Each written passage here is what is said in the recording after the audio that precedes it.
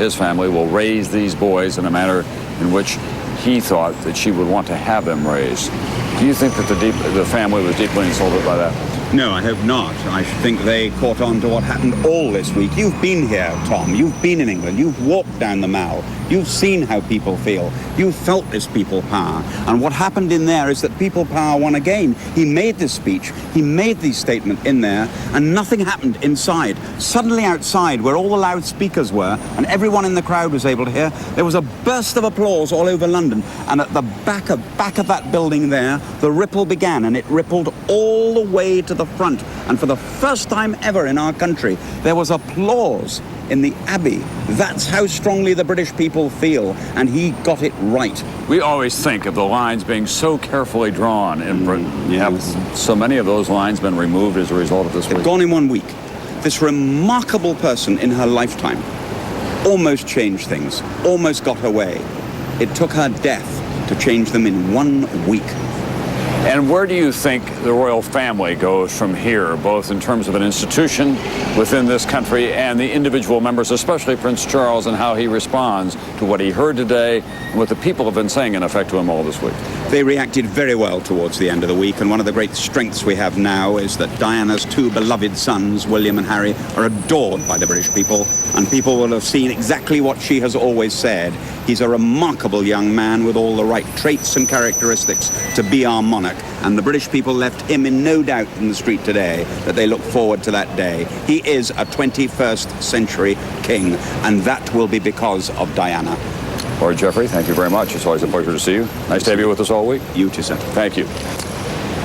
Only invited guests, of course, were permitted inside Westminster Abbey, but the outpouring of affection for Princess Diana was simply far too great to be confined. Our coverage continues now with that story, NBC's Jim Miklashevsky. All of central London became an outdoor cathedral. Crowds, estimated by police at several million, bowed over street barricades as if they were prayer rails. She gave so much to everybody that we all felt that we had to come here and give something back to her. In Hyde Park, tens of thousands watched on big screen TVs, while loudspeakers broadcast the service to those on the street. And it seems to me you lived your life like a candle on the wind. Many could no longer hold back their emotions. Some collapsed in uncontrollable grief. Crowd control volunteers handed out tissues. Whoever wants them, there's enough to go round. After the service, as Princess Diana's hearse departed, London and all of England came to a stop in a moment of silence. I've never seen such a large crowd so still and silent, and I don't think I'll ever see it again.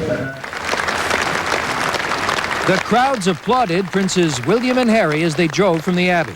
And for the first time, Prince Charles seemed to show some public emotion as he appeared to wipe away a tear.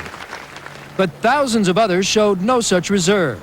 In one more remarkable display of their love for Diana, they clogged the streets of London, and as the hearse maneuvered through the crowd, showered it with flowers. So many, the wipers could not sweep them away. The hearse was stopped on the outskirts of town to clear the windshield, then resumed its journey to Diana's ancestral home. Jim Miklashevsky, NBC News, London.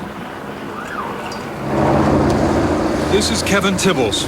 Diana's final trip home took her into the heart of the English countryside, as her body was carried 80 miles north of London to be buried here.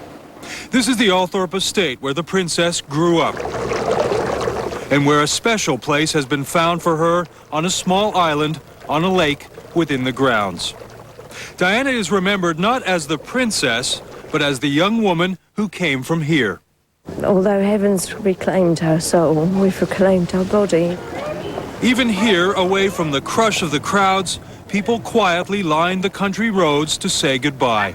It is so quiet here and so peaceful. There's not the large crowds, it's just the sort of sincerity of the situation here. It's more so than in London. A private service for Diana's family was held at a local church where 20 generations of Spencers are buried. Princes William and Harry, Prince Charles, and the Spencer family traveled to the service aboard the royal train. Those not invited still felt it necessary to be there. I was sitting watching the funeral at home and I just couldn't sit there any longer. I had to just get in the car and come up because I felt I had to do something. Thousands of others felt the same way. By the time the procession had reached Althorpe, it once again was showered with flowers. The car containing her body pulled up through the front gates of the estate, and Diana was home, her last public appearance. Kevin Tibbles, NBC News. Their